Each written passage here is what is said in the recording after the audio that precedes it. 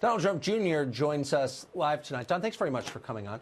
Good do you think, you talk to a lot of Republicans in Washington, do you think they understand the threat of woke capitalism, the alliance between the activist left and big business that is shutting down speech? You know, I think they're starting to get it. I think they're starting to see it. I mean, that's why I've tried to utilize my platform. I did an op-ed in Real Clear Politics the other day because I see it from so many real Americans, just guys that are Second Amendment accounts, people that follow me, like my politics, whatever it is, and they're reaching out to me when I made a big deal of this, saying, wow, it's happening to me too, but I have a platform to actually do something about it. There are guys, Kevin McCarthy's been pretty vocal about it, but the reality is that nothing has changed. I put up an Instagram post 2 weeks ago about the Smollett thing because, I had the gall to be a little bit cynical about the entire ridiculous situation that was laid out, and Instagram just deleted it. I sort of responded in my normal fashion, rather aggressively saying, what's wrong with this? Here's the problem, yada, yada. And I got inundated, Tucker. Hundreds of people sending me DMs. Don, my account was shut down because I tried liking one of your tweets, or I tried liking one of your father's Instagram posts that was like him and his grandchildren. Nothing even controversial. And time again, I've had to follow you, Don, 3 times in the last week because they keep unfollowing you. It's really sad, and it's happening. And the excuse that, well, it's spam-like behavior. No, spam-like behavior is not making Instagram unfollow people who want to follow my content and other conservatives. So free speech doesn't mean anything if people can't hear you speak. And this alliance between the activist left and big corporations is preventing people from being heard. So it is, in effect, an attack on free speech. The media 100%. benefits from our freedom of speech. They are the prime beneficiaries of the First Amendment, and yet they don't even cover it. And places like CNN actually encourage companies to deplatform voices they don't think should be heard. Why is the press standing by as the First Amendment erodes? Well, because, again, I think the majority of the press are now left-wing activists. They are on the side of that. They are not on the side that is being stymied. They're not on the side that is being oppressed. Guys like me, again, I can do this because I have a big platform. I have a big soapbox. I can get it out there. But some of the little guys, they can't. They don't have that ability. They just end up taking it. And that's what's happened. You've never seen someone on the left say, it's weird, Don. All of a sudden, I'm following Fox News. I was never following that. Like many conservatives are complaining to me and saying that all of a sudden they're following these crazy left-wing accounts that they never signed up for. This is happening. It's a one-way, systematic attack on free speech. And to me, it reads like it's a trial run for 2020. How are we going to do it? I'm not saying that every account is suppressed, but you do it enough. You take off X% of the top.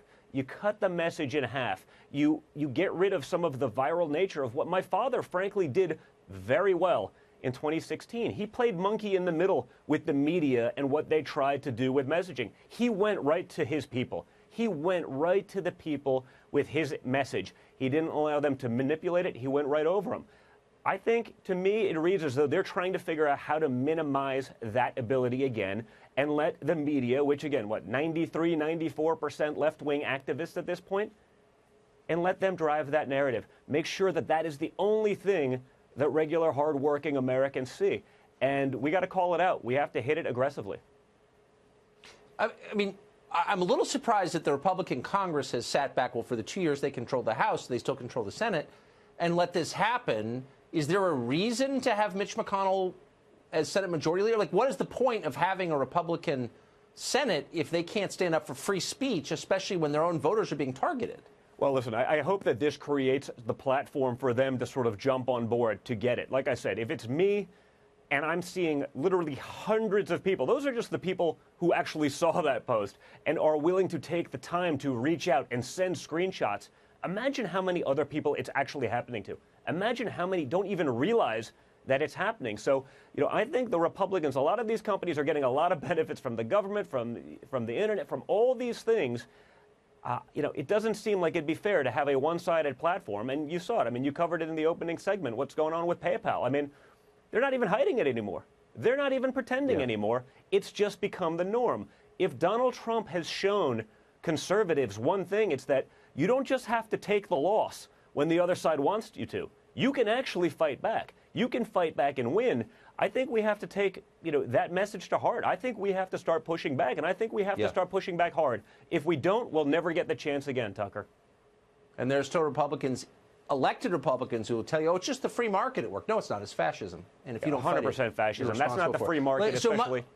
No, it's not the free market. It's ridiculous. So Michael Cohen set to testify before the House Oversight Committee tomorrow. You haven't heard his testimony. Obviously, you've read stories about what he may say or not. What's your take on it from what you know? Honestly, my take is, I have my father. I know he's in Vietnam right now trying to negotiate nuclear peace settlements with North Korea after 60 years of failed attempts trying to end the war, trying to end nuclear proliferation on the Korean Peninsula. You have finally a president who's willing to do it. Finally, a guy who's actually got a meeting with the other side. And for the Democrats to try to counter-program that kind of progress, to try to perhaps somehow distract him with this nonsense by, a convicted felon who's been lying to those same committees, it just goes to show you how much those Democrats really disdain Trump, but also America. I mean, who wants to try to stymie that process? Who doesn't want peace in the Korean Peninsula? Who doesn't want to end nuclear proliferation in a dictatorial state? I mean, who doesn't want that, Tucker? It's crazy, but they show you that they really hate Trump much more than they like America, because I get nothing from counter-programming those kind of peace talks with this nonsense that's been proven with a convicted felon, other than they just want Trump to fail, even if it means America fails. And that's a really sad state of affairs, Tucker. Donald Trump Jr., thanks very much for that. Thank you.